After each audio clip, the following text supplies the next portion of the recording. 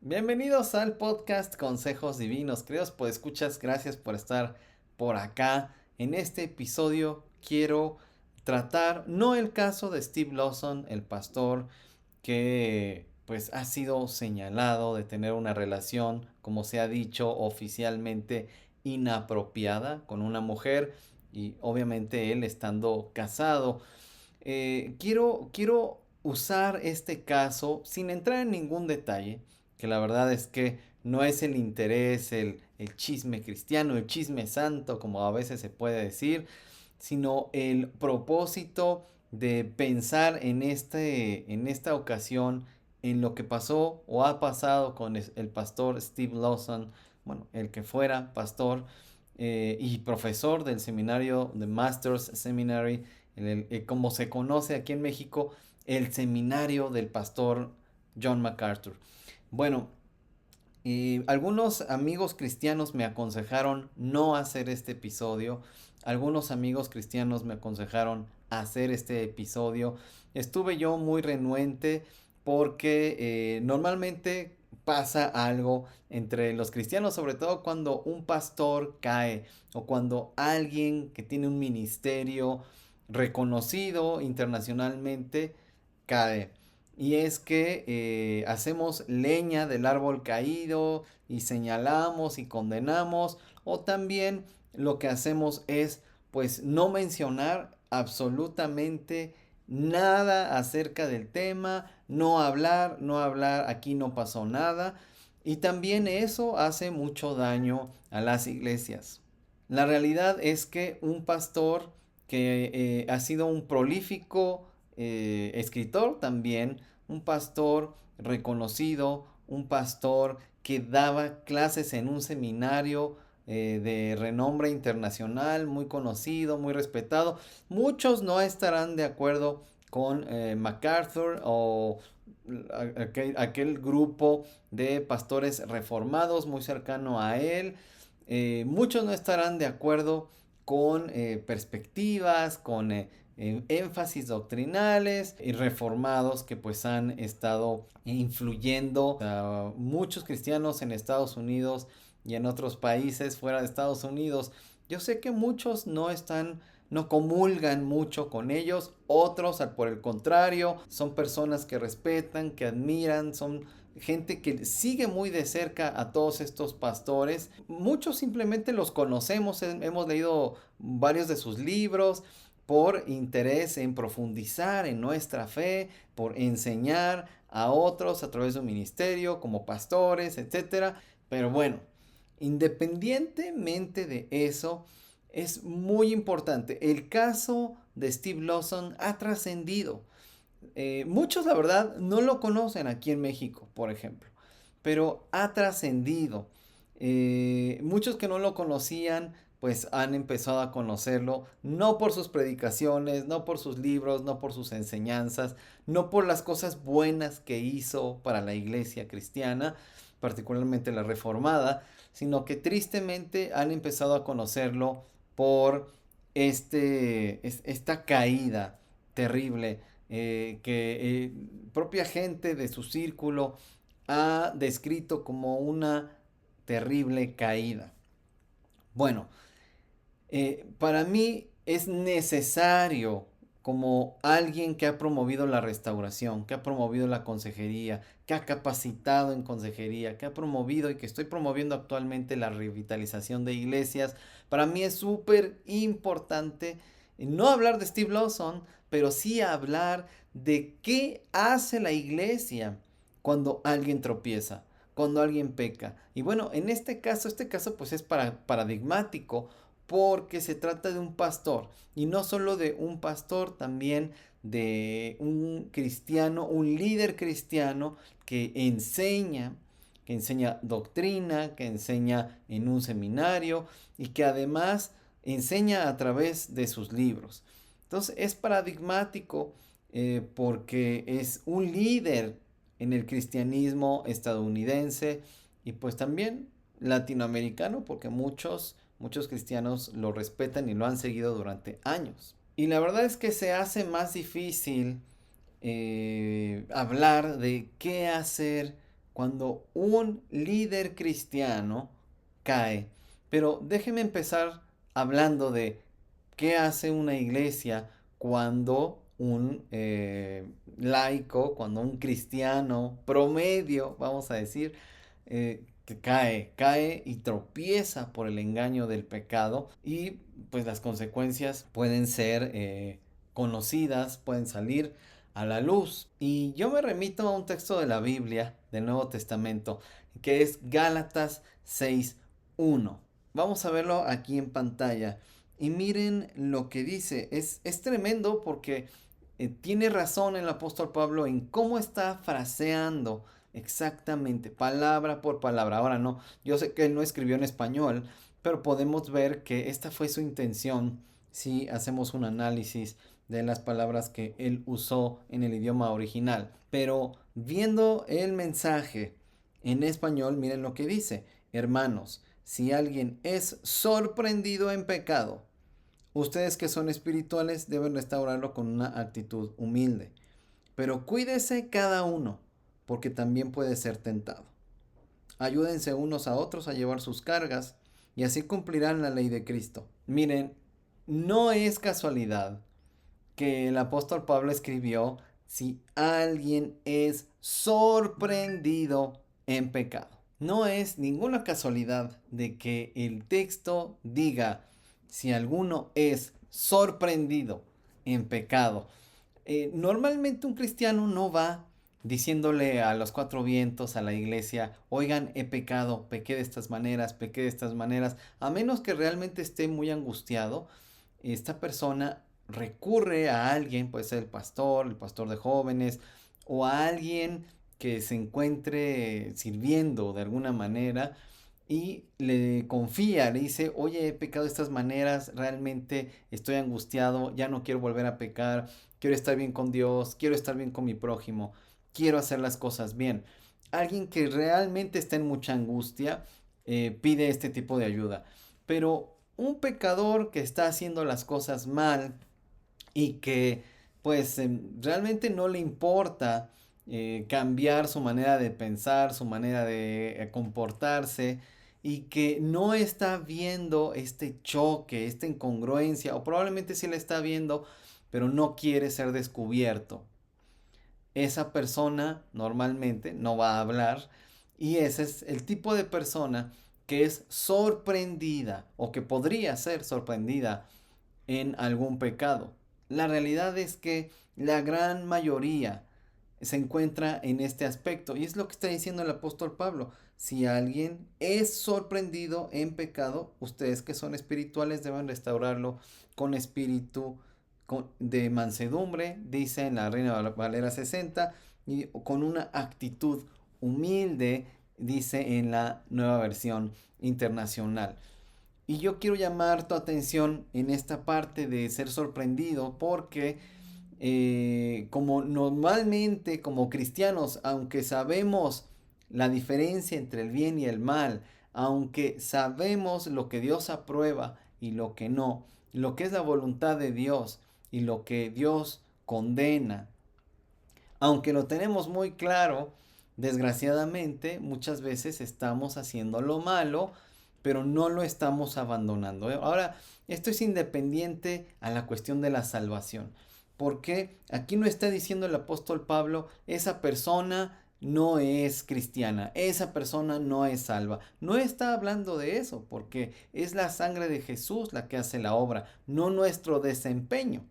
Porque si fuera nuestro desempeño, ninguno de nosotros seguiría en el camino, ninguno de nosotros podría ser salvo, porque no tendríamos un desempeño de justicia como si lo tuvo nuestro Señor Jesús. El único justo que como hombre en su parte humana, Él caminó en esta tierra en completa obediencia y nunca pecó. Es en los méritos de Jesucristo en los que nosotros podemos confiar y no en los nuestros, no en nuestro desempeño. No es nuestro desempeño el que nos salva.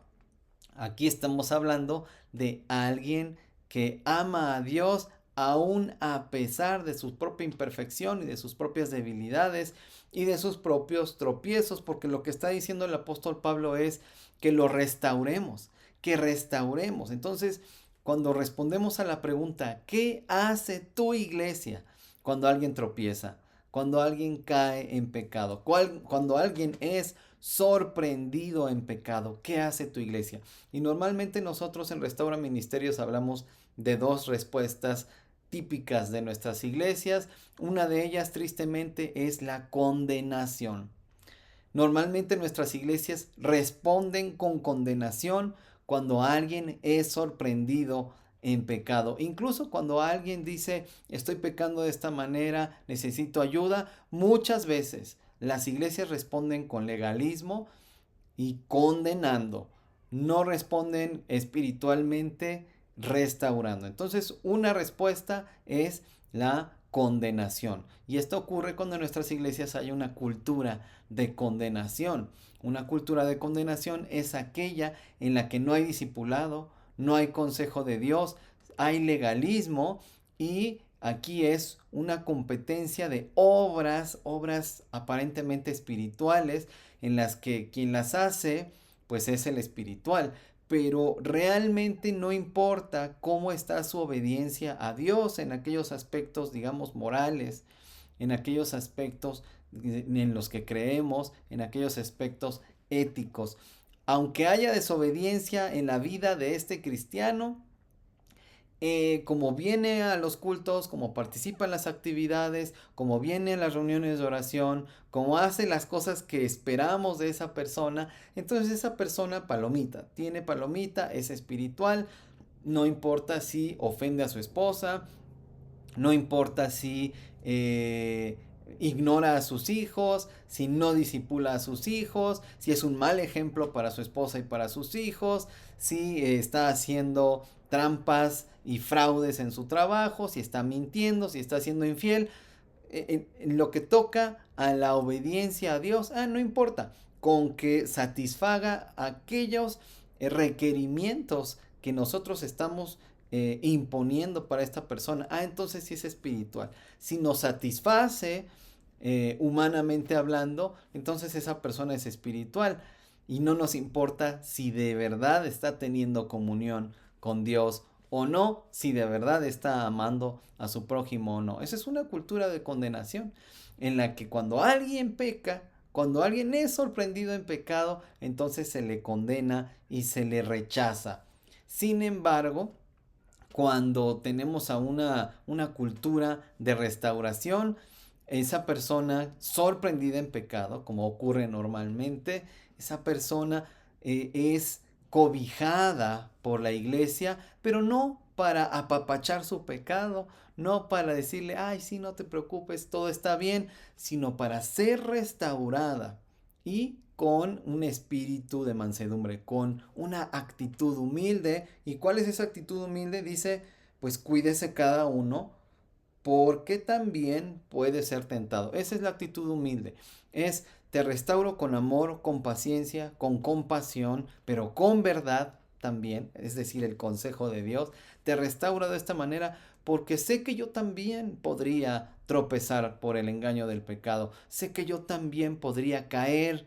O sea, en cuanto a posibilidad, no estoy pidiendo permiso, no estoy avisando, pues es probable que caiga, entonces vamos a restaurar a esta persona porque nosotros podríamos pecar como si estuviéramos avisando lo que vamos a hacer. No, esto tiene que ver más con entender, con reconocer que todavía no somos lo que habremos de ser, como dice Primera de Juan 3.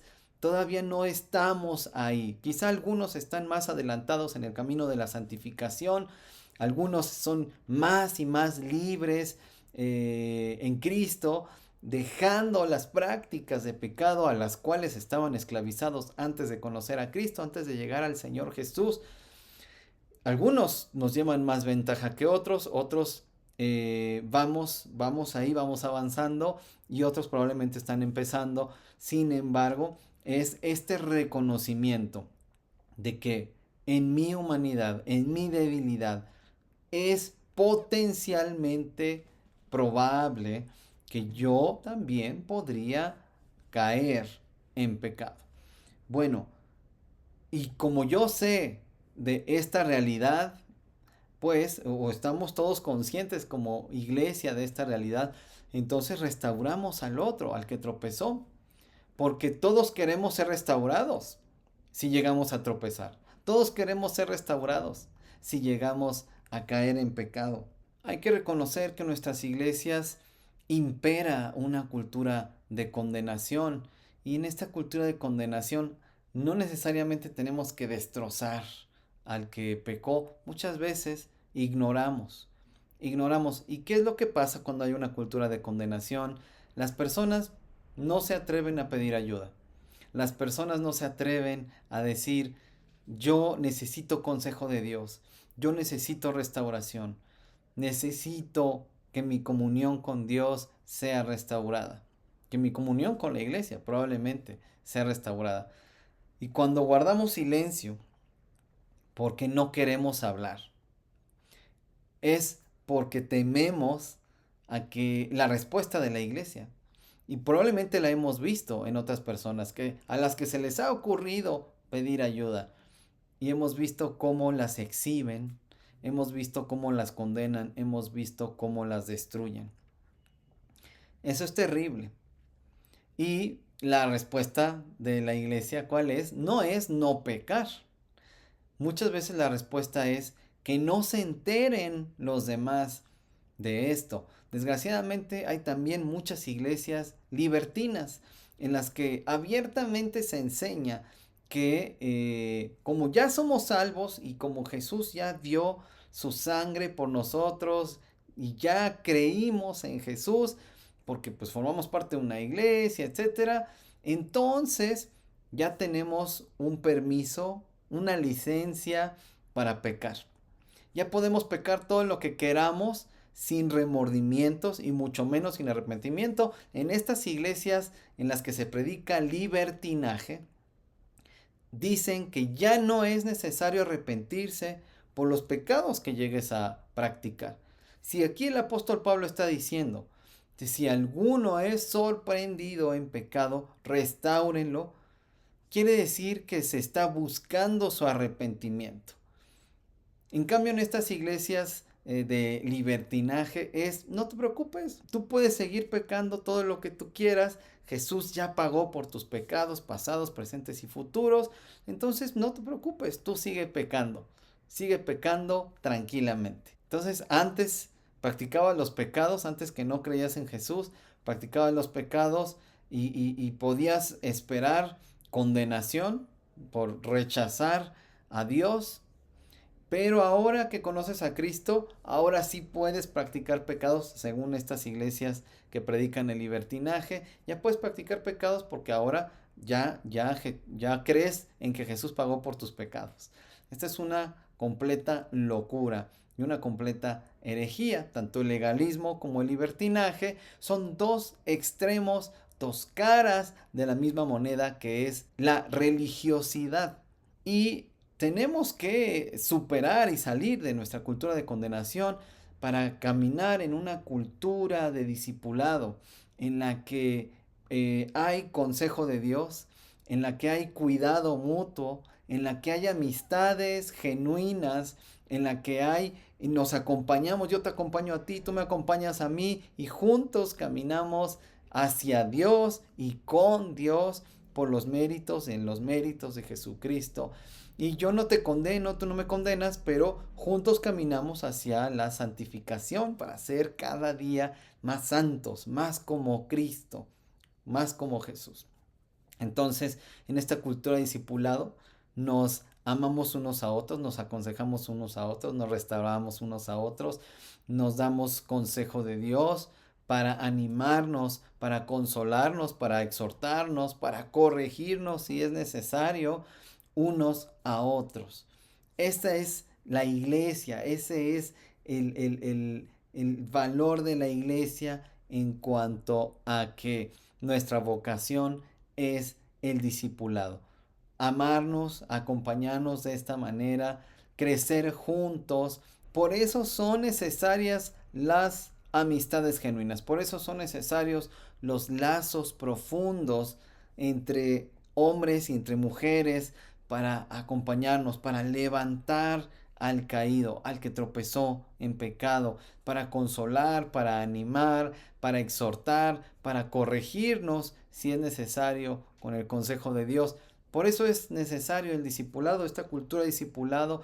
No es que el discipulado es nuestro propósito, el propósito es adorar a Dios, pero nuestra vocación de hacer discípulos en todas las naciones es ser comunidades sanadoras, es ser comunidades que se integran en Cristo, que se integran para ser uno en Cristo. Esto es maravilloso, pensar en esto es maravilloso. Entonces, ¿cuál es la razón por la que Ravi Zacarías, por la que Steve Lawson y por la que muchos otros pastores y ministros renombrados han tropezado por el engaño del pecado y se ha dado a conocer? No es que ellos pidieron ayuda, sino que se dio a conocer, como dijera el texto bíblico, fueron sorprendidos en pecado. Si hacemos un análisis forense espiritual de esta problemática, nos vamos a dar cuenta de que la raíz del problema es el individualismo. Claro, es el pecado, claro, es la naturaleza pecaminosa, claro, es la desobediencia, pero particularmente es el individualismo.